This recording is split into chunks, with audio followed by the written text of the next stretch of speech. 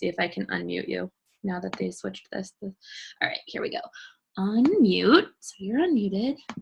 And I started recording, and I'm going to go ahead and mute myself so I don't pop up in the screen. But so go ahead. Thank you so much. I'm so honored to be on this call. I was so grateful when Joan even invited me to do this call with you guys. And then totally honored that she'd be willing to on when you guys normally do your calls. So thank you all so much for being willing. I know like so many of you this is the middle of the day for you, or it's right getting to dinner time if you're on the East Coast. So thank you so much for being flexible and letting me get on this call. I do have a couple slides. I'm kind of a visual learner. I like looking at quotes or pictures that go along with what I'm talking about. So I'm going to click on share screen and kind of pull up a few slides for you guys, if that's okay. So let me pull this, and then hopefully, can you guys still see? Everything's still good there? Nod. Yes. Okay, good. Okay, so, Joan kind of introduced me. I've been a coach for 3.5 years, and, she shared kind of where the business has gone for me, but this is more of kind of the story I want to share, and like how I started and how I was able to get rid of a victim mentality that had really ruled my life for my entire life, and adopt what I call a CEO mindset. And I feel that that has been really key for my business and how things have really grown. So, so someone's like, what is the key to success? And what do you see your coaches doing that has really led them to duplicate success and make this business work for them? And I have to say it's that CEO mindset. That's the difference that I see with my coaches who are really doing well. And I feel that that's something that I've done, but it's not something that was natural for me. It's not something that I feel that I was born with. I grew up in Idaho, and as early as I can remember, I was sad. Like I was severely depressed. And when I was in 6th grade, I spent recess writing suicide letters. Like that's just, I didn't even, at such a young age, I didn't even feel that I had enough worth to be here. Like I thought that the world would be a better place if I wasn't here. And it culminated in me being in a mental hospital when I was 21 years old. So everyone else that I went to college with was graduating. I had been kicked out of college already at that point one time, and had taken an entire year off of college, had gotten back in, but I was just so depressed and struggling so much that I landed in a mental hospital, and I ended up being kicked out of college 2 times, and I really just struggled in life. Like I am not the person that anybody would have looked at and thought they're going to be a success. Like that's just not me. And it's comical to see the people that I grew up with. Like they cannot believe that I've done this. Like that is not the person that we knew growing up. But I realized that a key thing in why I was having this experience in failure. I mean, I failed at everything that I was trying to do in life. The reason why I was having that experience is because I was looking at life like this. Like I just felt like it was gross. I felt like my life was disgusting. I felt like, people just don't like me. I was bullied in school. I was teased. I was abused. I was mistreated. Just everything. Like I felt like life, like God had done me wrong. Everything. The world was against me. That's how I looked at life. And when in reality, I realized that I needed to take a step back, and I needed to look at things for what they really were. And it wasn't that the situation changed, but what changed was my perspective. And I realized that I had been zoomed up, and everything was so close to my face that I didn't realize that what looked so gross to me, what looked so disgusting, was in reality this yummy, delicious pizza, right?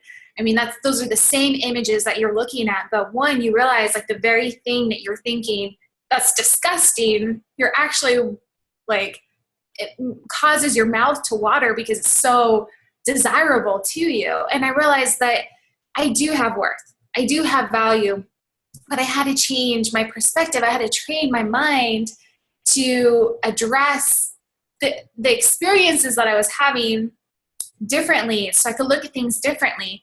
And it was really just my perspective that was holding me back, not my circumstances. And I'm so glad that some of these things I learned, through my early 20s helped me to the point when I turned 29. And I had 3 kids at that point. And I just said, as enough is enough. I need to do something with my life, and it's time for me to not just go through life on autopilot. Like, I want to do something with my life. I've got 3 kids. I want to be a good example for them. And it was 29 when I finally started taking care of my health. And that led to Beachbody and how I learned about Beachbody. But I realized that, and I don't know how these little squiggly lines just showed up on the screen. I don't know if you guys can see those. I don't know how that happened, but ignore it because I don't know how to get rid of it. But I realized that coming into this business, when I learned about Beachbody, I'm like, it is so easy to have a victim mentality in this business. It's so easy to feel like, we're going to expect people to create opportunities for us, and we expect people to pick us up and save us, and we expect people to do things for us. And I see it so much in this business, and it stands out to me, I think, because that's the same mindset I had for so many years in my life, was this entitlement victim mentality. But I realized that in this business, if it's going to be, it's up to me. That's what I realized. I had to adopt that mindset if I was going to be successful, if I was going to do this business and grow with it. I heard this analogy with this business, and it really stands out to me, that we have been given this shiny new restaurant from our sponsor, and we just bought it from our sponsor. We bought into this restaurant, and this person who sold us this restaurant comes and they give us this manual, and it tells us everything we need to do to cook the food, run the register, serve our customers, give them what they need, how to market our restaurant, how to do everything in this restaurant. But the person who sold you this business, who gave you this manual, they're not going to show up every single day and unlock the door for your business. They're not going to get in there and take the tables and take the chairs off and set up the restaurant. They're not going to turn on the open sign and let people know you're open for business. They're not going to get in there and unlock the cash register, go make the cheeseburgers for your customers. They're not going to train the people that you need to cook the cheeseburgers. They're not going to run your restaurant for you. That is your job. You get to be the CEO of your own company. And so many of us stumble into this business just because we happen to be passionate about health and fitness. We don't even realize what we're getting into sometimes.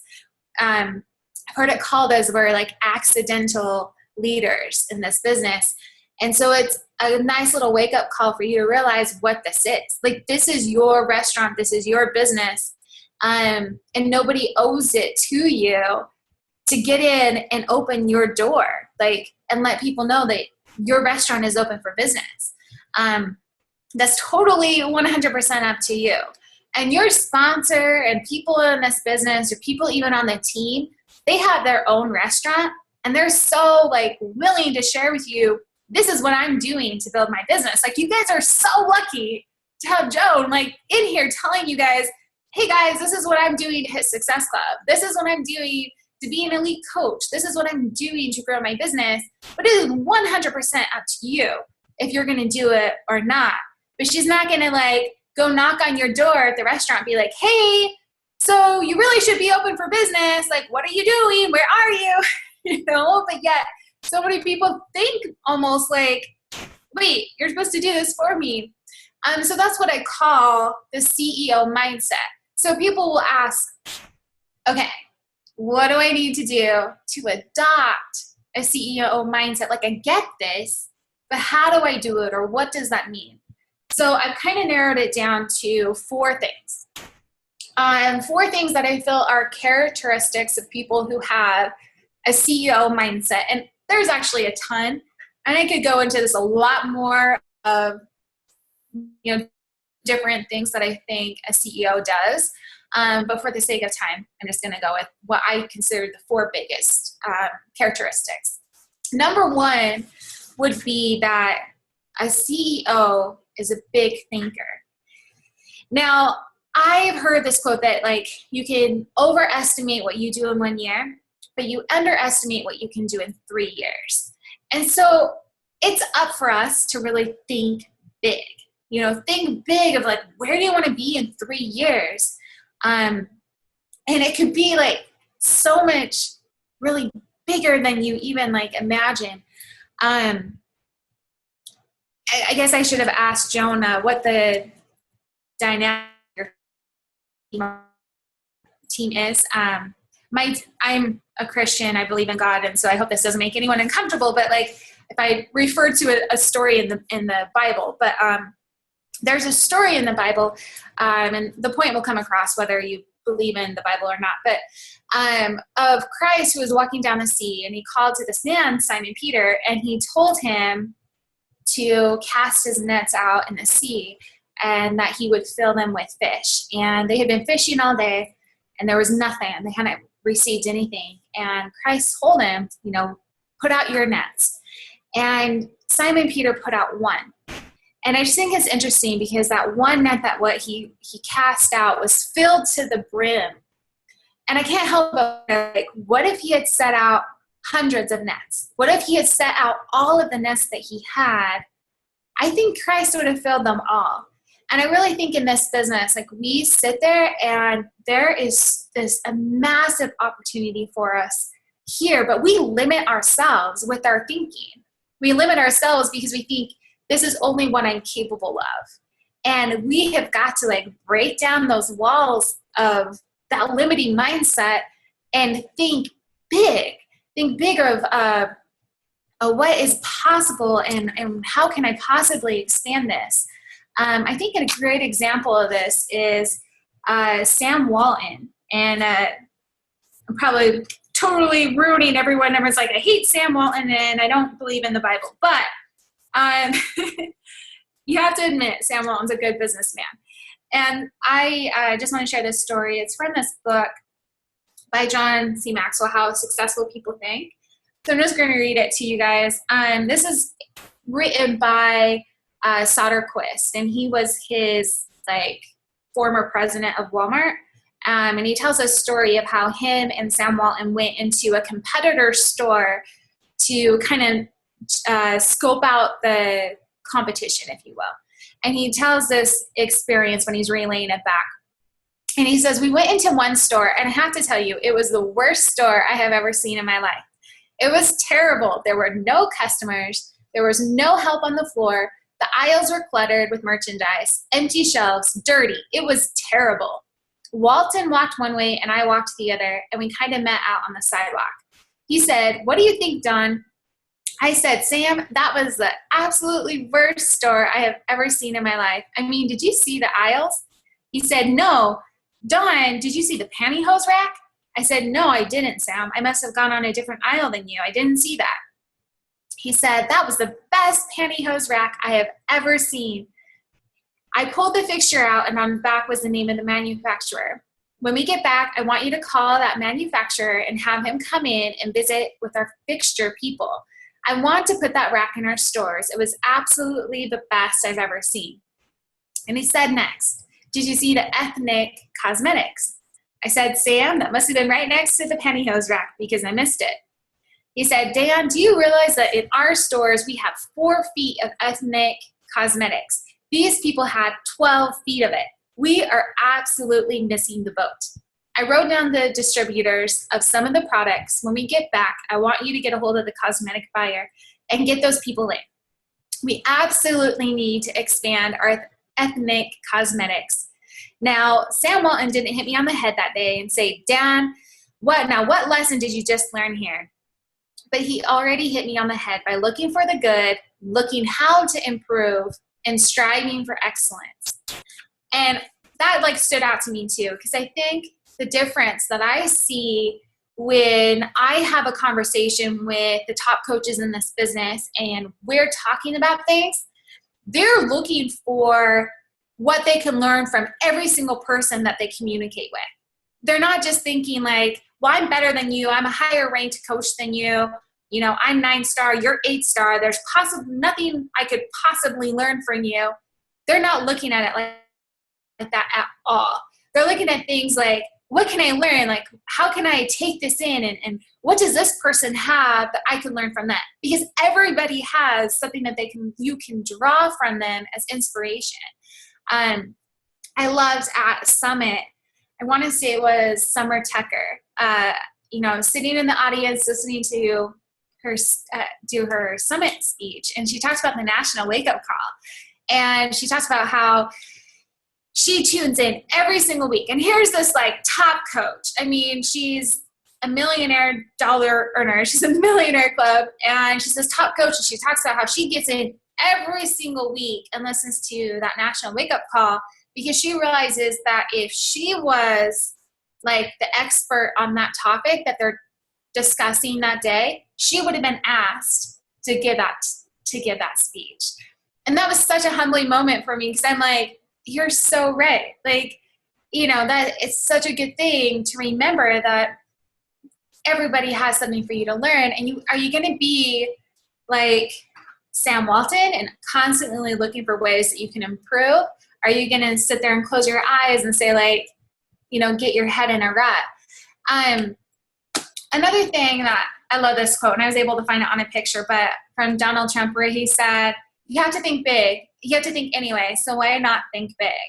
And I think he's a great example of someone who is thinking big and putting that out there. But I just feel that, I look back at my own life, and if you had told me 3 years ago that I would be living in Arizona, my husband would be retired, we would have a savings account the size that we have right now, like I would have told you there's no way. I've been doing this for 3 years and 4 months, and just 3 years ago, like there's no way. So when I say that you underestimate where you'll be 3 years from now, I can tell you from experience that is 100% true. Another characteristic that I think a big thinker has is that they learn from every experience. And I'm talking like good or bad. So I love this quote from Tim Tebow. And he said, I try to learn from every experience, good or bad. And that is another characteristic that I see in my successful coaches. So I'll talk to one of my top leaders, and they miss a qualification. They miss a goal. They set a goal and they miss it. And they're not looking at that as proof that they can't do this, or like, I must be a failure. They're looking at it as like, okay, what can I learn from this experience? Like, there's got to be a learning experience here. And the learning experience is not, I suck, I can't do this. It's like, okay, there's something good here. But that's also from the good experiences too, because I think that some people look at the negative and they're like, okay, this is a learning opportunity, but even in the good things too. So when I get on calls, like Zoom chats like this with my team, I have them identify 2 things for me whenever we do a chat. I ask them 3 questions. I'll tell you those questions. But one of the first questions I ask them is, what are you doing that's working? What are you doing that's working well for you? Because I want them to identify like, this is working, this is good, and learn from that, so they can identify it and replicate it and keep on doing it. And then I ask them, what are you doing that's not working for you? So we can point that out and say, this is where you're stuck. Okay, stop doing that. And then I always ask them too, like what they're learning from personal development. So those are kind of like my 3 questions, but I'm training them by asking that to be big thinkers, to identify that there's learning growth opportunities in every good experience and in every bad experience too. Another characteristic of big thinkers is that they take into account the big picture and they look at all of the variables going on. So a big thinker is good with people. And you know why? It's because they take into account other people's perspective. And they're not just looking at it from their one limited perspective. I mean, you guys saw that picture of the close-up pizza in your face, and then it zoomed out. You're like, oh my goodness, this is like 2 different realities. So often, like if you have a challenger in your group or a coach who you think is like your problem coach coming to you, if you saw things from their perspective, like it would totally make sense. And I'm probably going to be a little personal in this. Like my big depression, my history of depression, and kind of where I've come from. And I'm going to tell you the best thing that I have done to really move past that has been therapy. So I'm a big proponent of therapy all the way. And I go to therapy also with my husband. So I'm married for 10 years, and the only way we're still married is because we go to therapy. And, just in this, the last couple months though, we've kind of done things a little differently where, like, if I'm having a one-on-one with the therapist, my husband will sit in and just kind of be a silent observer. And then I do the same for him. So like he'll be doing a one-on-one session and I'm just listening. I don't say anything. But my husband had an interesting perspective. The other day, like, we were leaving our session and like, he just said, he was like, I knew there was nothing that you said that I didn't know about your life, and he's like, but just listening to you kind of relay it a little bit more. He's like, and he was like, started crying. He's like, I just had a whole new perspective and appreciation for you and what you've been through and like the experiences that you had. And he's like, I just can't help but think like if everyone could listen in on a therapy session for someone else, how much compassion we would have. And I just thought that was an interesting perspective that I really do think, that we can be a lot kinder to one another.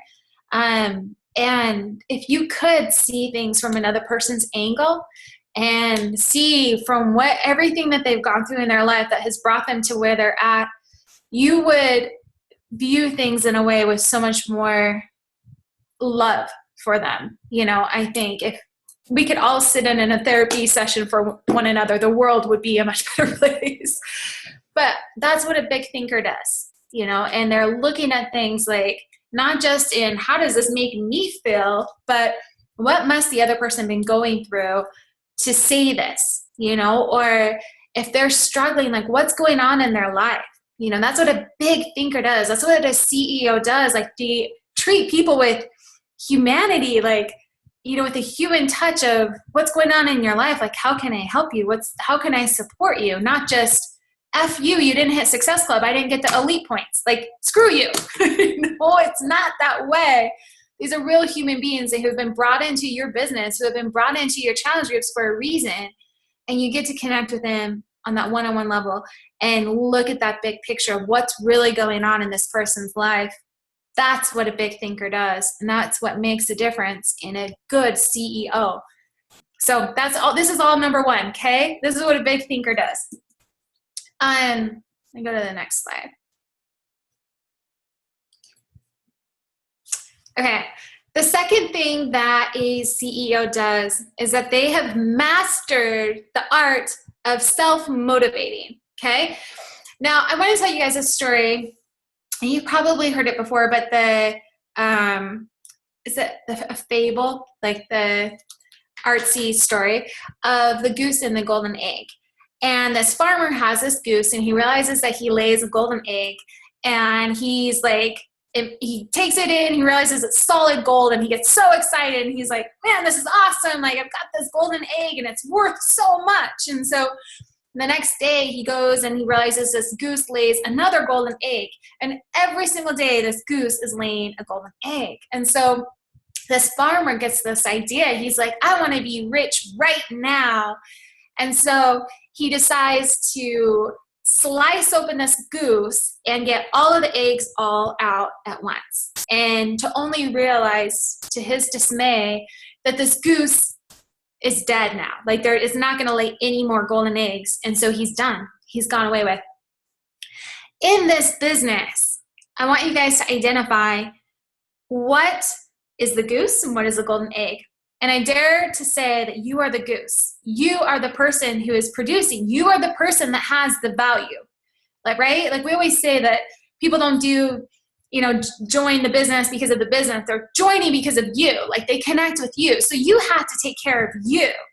And the people who are fabulous CEOs, who are super successful in this business, identify that I'm the goose. I have to take care of me. Like, I have to identify the things that nurture my spirit, and so I can keep producing these golden eggs and keep producing the posts that people connect with and keep showing up for my team.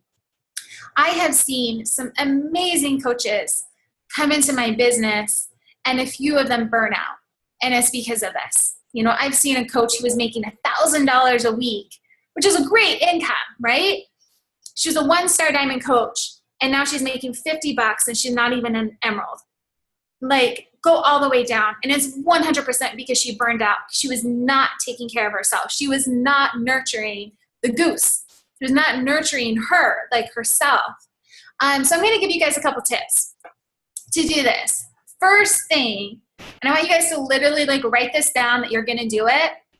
Everyone's going to nod their head that, yes, I promise I'm going to do this. I want you today to write down on a piece of paper the things that your spirit thrives in. So this is where I sound like a really hippie, gypsy, artsy, fartsy girl.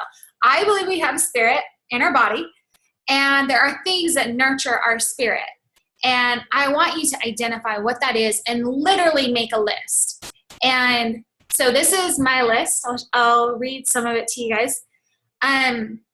It said, my spirit thrives in playing music, listening to music, candles, oils, perfumes, having good smells in the background, green trees and the sounds of birds chirping, listening to the hum of a lawnmower, a gentle breeze, being in the mountains, the smell of pine trees, working out, meditation, beautiful surroundings, order, cleanliness, bright light. You can tell I've got my window right here in my office, and there's no window covering, so I can let in as much light because it feeds my spirit.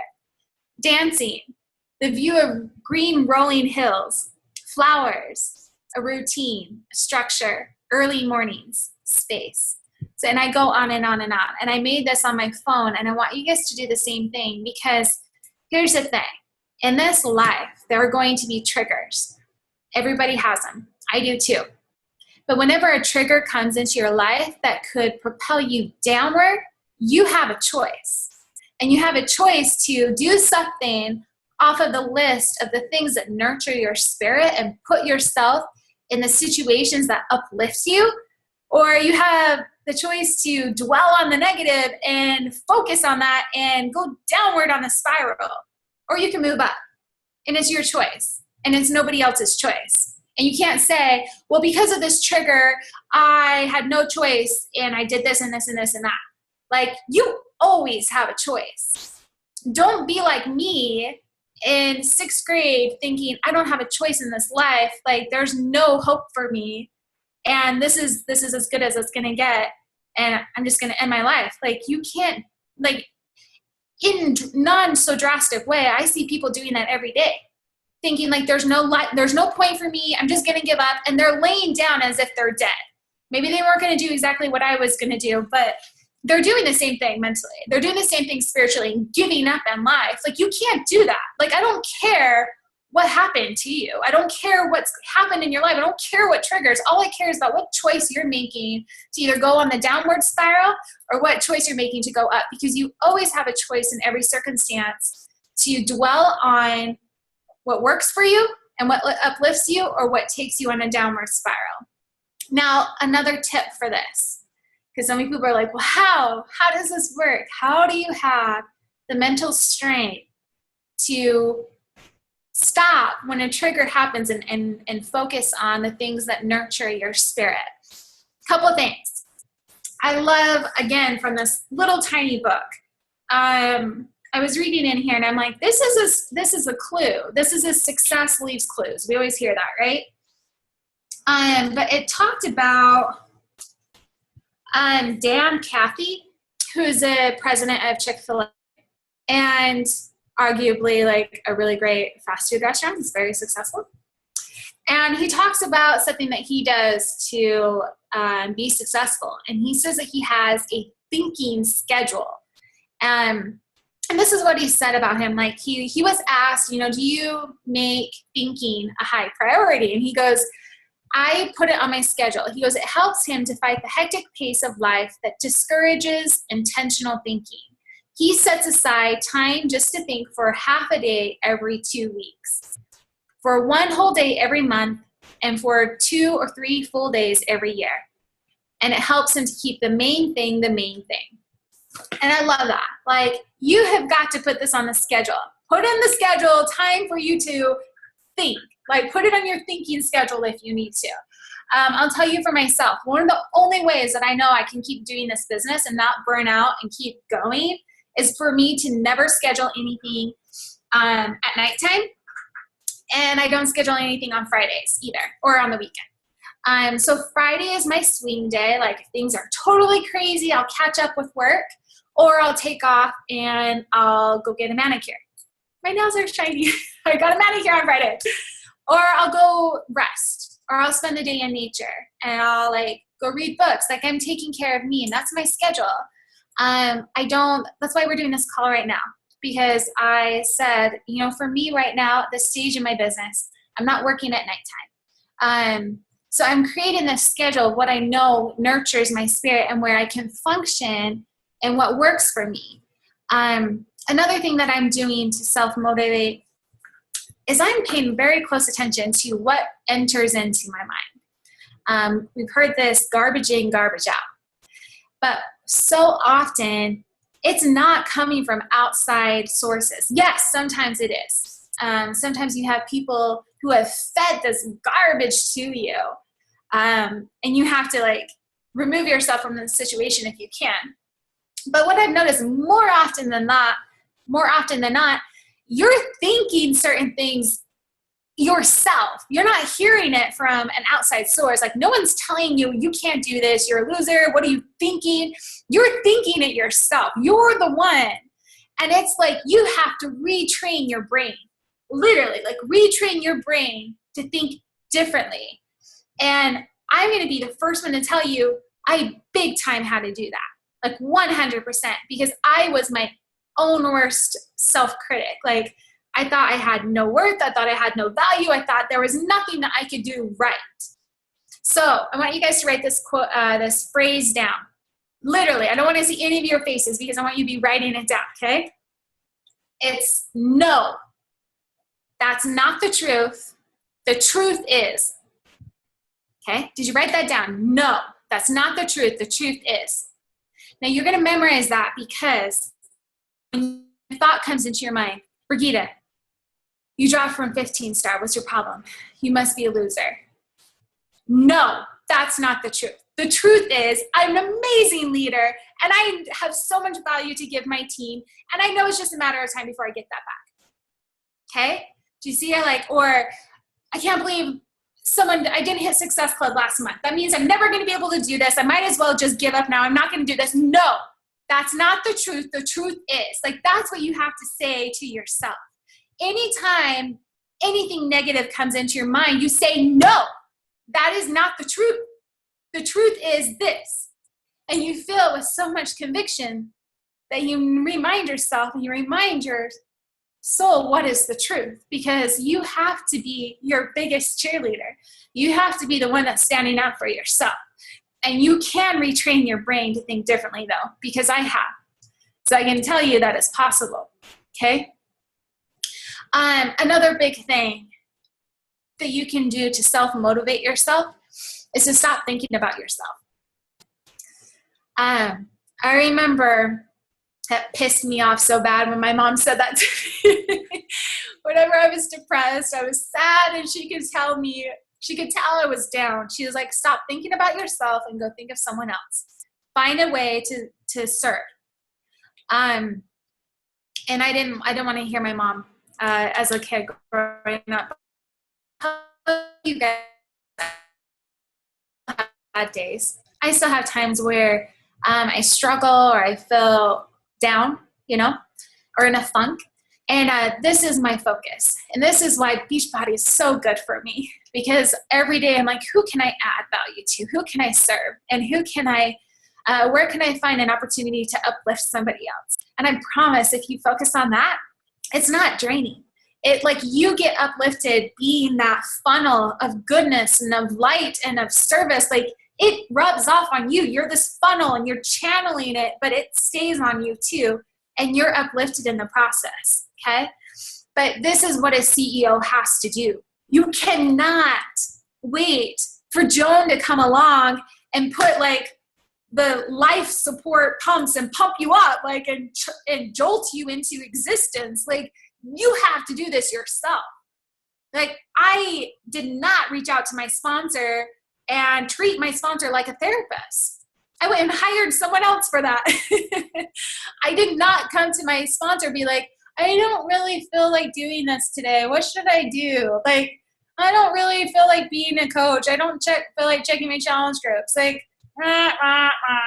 didn't do that. I knew that I couldn't do that. That is not my sponsoring coach's responsibility to motivate me. It's just not. He gave me the manual. He told me how to run my own business, and it was 100% up to me to do it. It's my responsibility. And it's 100%. If you're not motivated, it's your own fault. You have to do those things daily. So that's another quote that I should have included on here. But they say motivation doesn't last. And they're like, well, neither does bathing. That's why we suggest it daily.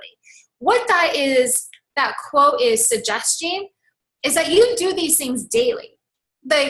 You're not going to motivate yourself one day and have it last for eternity.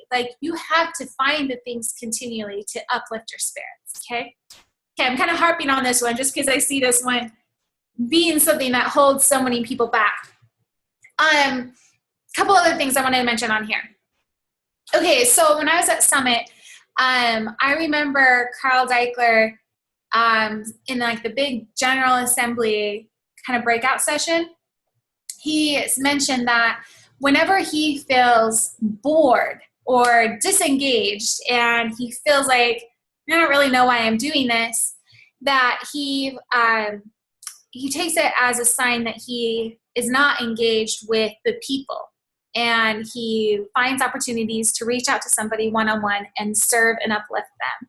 And again, I just thought that was a big clue, right? Success leaves clues. So at any time when you're thinking I don't really like this anymore, this isn't fun, well, then you become disengaged with your challengers. You become disengaged with your coaches. Reach out to them one-on-one and find out, revisit their why.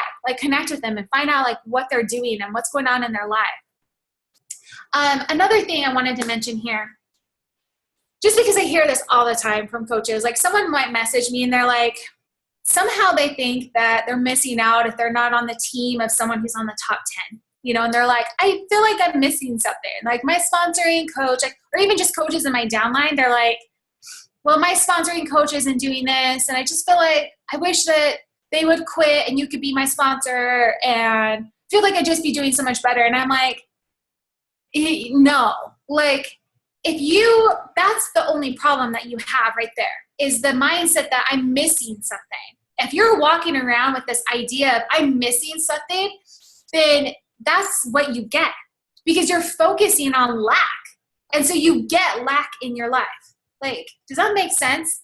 If you're focused on I'm missing something, then you're missing something, I'll tell you the only, because my sponsoring coach was in the top 10 and his sponsoring coach was in the top 10.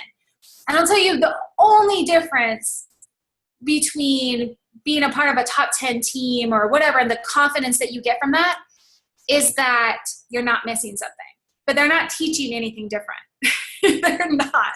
Like, I've even used that excuse myself of being like, hey, I'm a 2014 and 13 elite coach, and so you want to join my team. Like, there's nothing that I'm teaching my team to do that you guys aren't teaching your team to do. Like, that's the honest truth. Like, what we're telling our coaches is all the same thing, but yet, like, it's just a confidence of knowing I'm not missing anything because this is what this person's doing. Does that make sense? Like, I hope that's coming across. Like, you know, I'll talk to coaches all the time who are like, feel like they're orphan coaches. And when I point that out, I'm like, you're not doing anything different than I am. It's just consistency, because there's always that point in the business where you don't see the results for what you're doing, especially for the amount of effort that you give into this. Like, I was working, I feel like, pennies on the hour when I started, and probably for the first year, I'm like, I am working way too much to be paid this little. Like, this is, you know, not working. But I had trust and I had faith that it would work out. You know what I mean? And that's the only difference, because everyone has that same path of feeling like I'm working really hard for nothing. I'm getting paid like nothing. But the people who like don't have that confidence and they feel like I'm missing something, they stop. They stop like right here, and they stop giving it the same effort that will bring the results later on. And so they stop giving the effort and they start giving the same effort that brings about those results down here. Does that make sense? Everyone just nod your head and be like, yes, it makes sense. So I can move on. One other thing on here, and then I'll move to the next slide. Visualization. So I will tell you guys that, well, and actually I think I might have, okay, I'll talk about it on the next slide. But one quote I wanted to share with you guys is from John C. Maxwell. You can tell I like John C. Maxwell a lot. But he says, you can act your way into a feeling long before you feel your way into an action. And just remember that. You act and the feelings follow. You don't feel like, you can't wait for the feeling to happen first. Does that make sense? So that means, yes, the whole tried and true, fake it till you make it. There's wisdom there in do the actions as if you were this highly motivated person. You know, so there are many times where I'm thinking, I don't really feel like it. I feel like rather just staying in my bed all day and doing nothing. So I'm like, okay, what would the action steps be if I was feeling on fire? If I was feeling like today was the best day ever, what action steps would I make? And I'll make those action steps and the feeling follows of this is the best day ever. Okay. All right. The next point. So this is point number 3 in my 4 points for you guys. And I'm going to have to go fast because we need to be done here soon, right? Another thing that I loved at Summit, if you guys weren't at Summit, you missed out. So you better be there next year. But one of the stories that was shared there was from this photographer. And he was talking about he would shoot pictures for the National Geographic. And he talked about this story of going to visit this woman who weaves. And she was supposedly like the best weaver in the world. And he went to visit her and he just watched her work. And he asked her, what do you think about when you weave? And she told him, you know, when I weave, I weave. And he was like thinking it was going to be this earth-shattering thing that she mentioned, but how that stood out to him. And I think that there's great wisdom in that. When you weave, you weave. To me, that means in everything that you do, act as if that's the only thing you're doing. Do each thing with so much intent and laser focus that nothing else matters. You're focused on the here and the now. Like, how many of you guys are listening to this webinar and you're responding to Facebook messages right now? The people that you're responding to are missing out because they're not getting your full attention. You know, they're missing out, and you're missing out too. In everything that you do, you're here and you're now in the moment. And this goes with not just work, but with your family life too. in everything that you do? How can you be laser focused in this moment? I can't help but think of a magnifying glass and how with such laser focused intensity, this magnifying glass can cause a great fire, like it can cause a forest fire, because it helps focus and channel the sun's energy in one specific spot. But yet, if this magnifying glass was going all over the weeds, like, you know, just moving from side to side, no forest fire would start. In this business, you want to create fires. You want to create passion and like momentum and energy and like build this big business. But you can't if you're like all over the place, you know, and you're not thinking with laser focus, so that when you weave, right? There's a couple things that you can do to help you have that kind of laser focus, so that when you work, you work. When you're with your family, you're with your family. So a couple things that I do. I like using the Vana app on my phone and meditation. I have tried meditation before and it didn't really work for me, but the Vana app is awesome. It's OMVANA. You can see a picture of it on the slide. And I believe it's free. And I'm not a rep for them and whatsoever, but I do that daily, and I really like the one, let me pull it up so I can show you guys. It's the 6-phase meditation. That's the one I highly recommend. It's awesome. It's like 20 minutes, and I just do that in the morning. It's really, really good to help you just clear your mind. Another thing that I do to kind of clear my mind and get things down is something that I learned in therapy. It's called morning papers. So I will take out 3 pages every morning and just do a brain dump and get everything that's in my mind and just put it out there so I don't have to think about it. This actually really helps people too if you're like, I am trying to put together a Facebook post and I don't know what to say. Or I really need to create a video for my team and I don't even know what to say or how to word things. So often it's because you have all these things in your mind like bouncing around and going all over the place and you can't think clearly, right? So this is brain dumping, stream of consciousness. It does not even have to make sense. It doesn't have to be a coherent sentence. Literally what enters into your mind, get it down on paper. So for me, I never read my morning papers back again. I burn them. I'm done. They're not meant to be like journaling papers. It's just dumping what's in my head. Okay. 3 pages every morning. And that helps me get from very dark places to a good, peaceful place in my life. So it will help with a lot of things. But with this, then also, I will tell you guys Wonderlist. So I love Chalene Johnson. If you guys haven't done like her 30-day push program, it's amazing.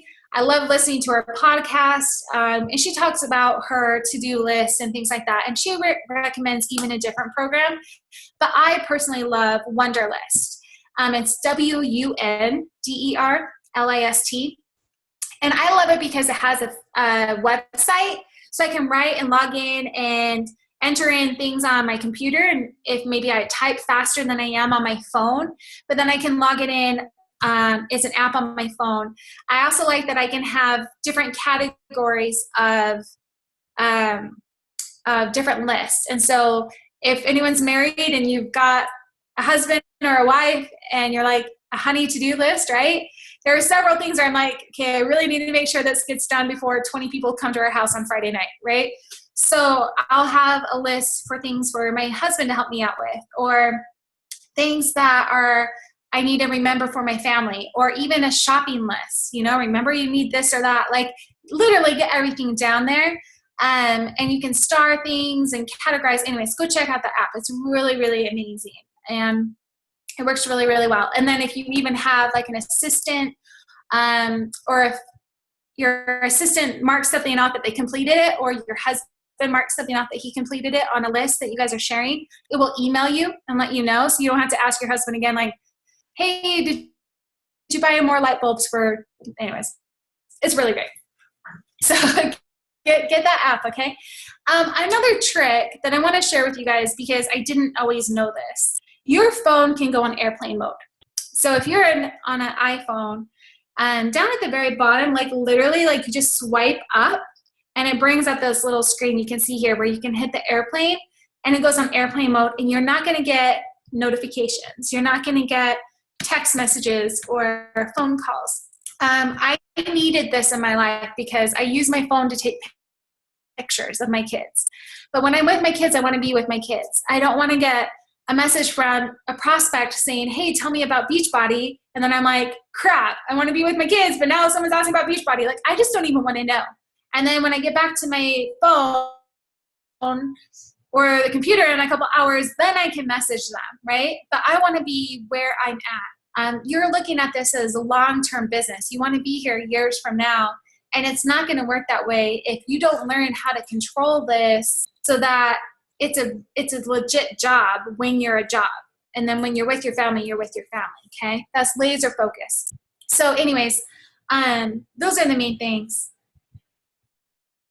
I'm trying to make sure I don't miss anything that I wanted to mention on this one, but I do want to make sure I have enough time for the last point in being a CEO mindset. And a CEO has RHINO skin. Now, RHINO skin means you're tough. Like, you're not letting the opinions of other people seep in and control the things that you're doing, okay? I have to share this quote with you guys. Well, actually, first I'm going to share a story. Backtrack, sorry. This is from Entrepreneur Roller Coaster. I've been reading this book, and it's awesome. I really highly recommend it. So I read this story the other day, and I'm like, this is genius. It's so, so good.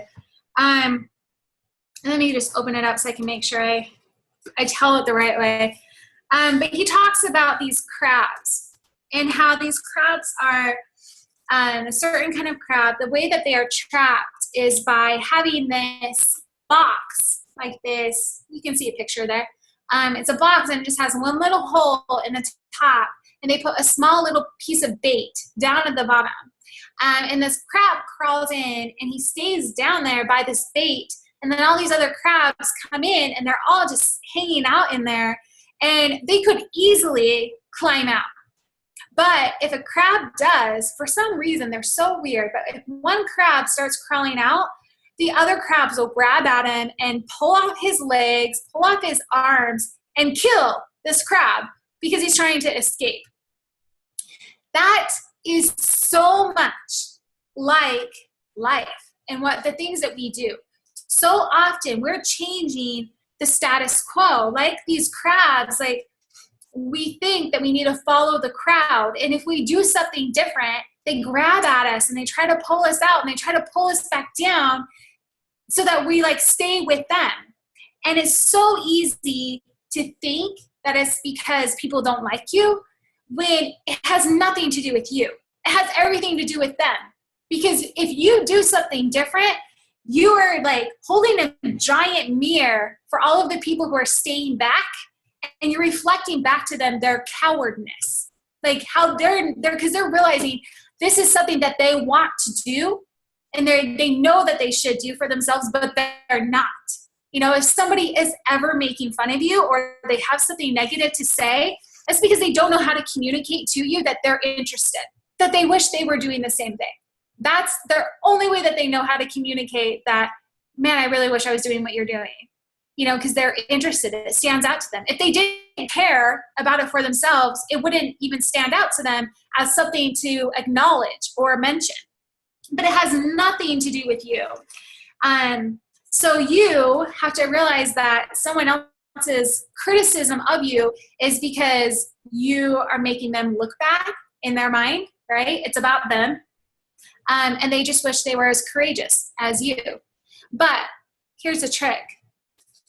Nobody remembers the crab who stays at the bottom, okay?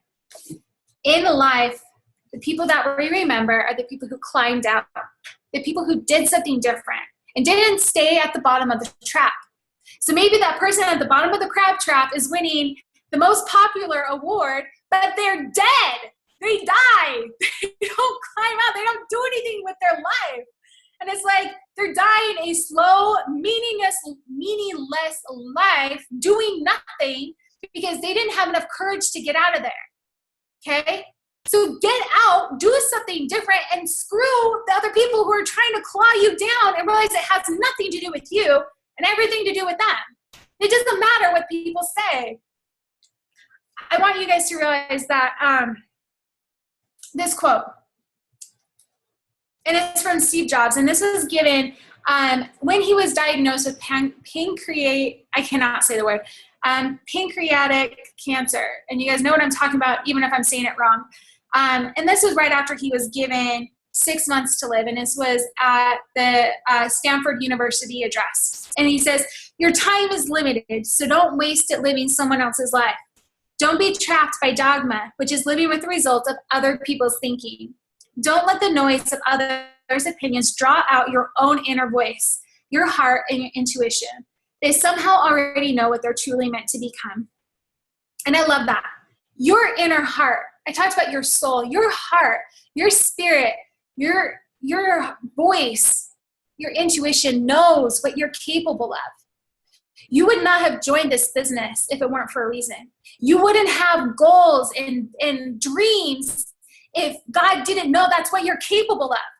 I don't believe God is cruel. I don't think he would give you a dream in your heart and a vision in your heart if that's not what you were meant to do with your life.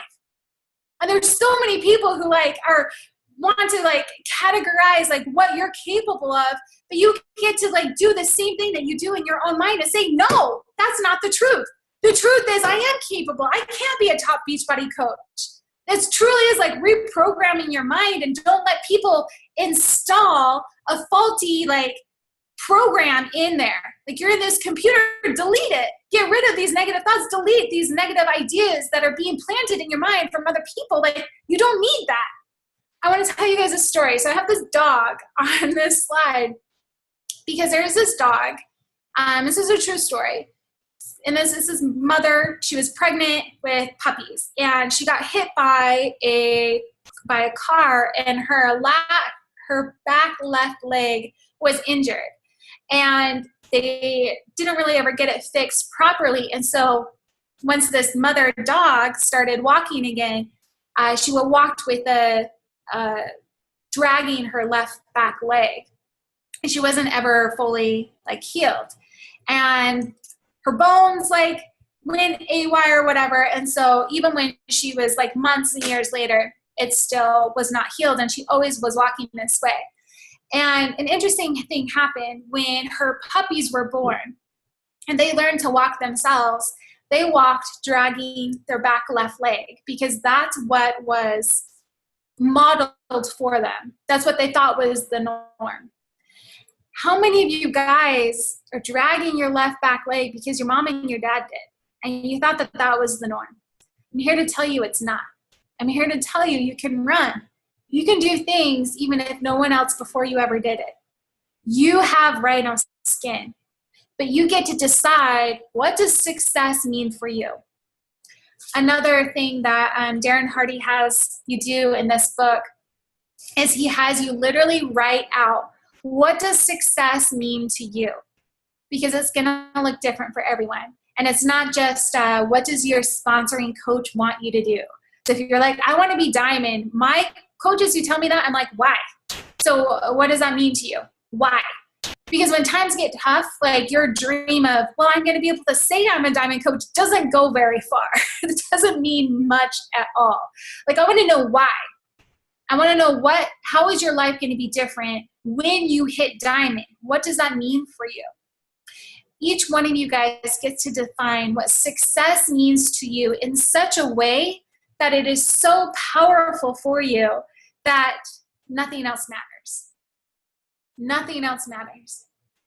I can tell you guys, when I first started as a coach, I was sick and tired of living life without my husband present with our kids. He was working 2 jobs, and I felt like I was raising our 3 kids all by myself. He was gone from 6 a.m. to 10, 11 p.m. at night.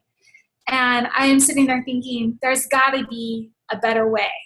there's got to be a way for me to live life with my husband here. And like, this just wasn't fulfilling.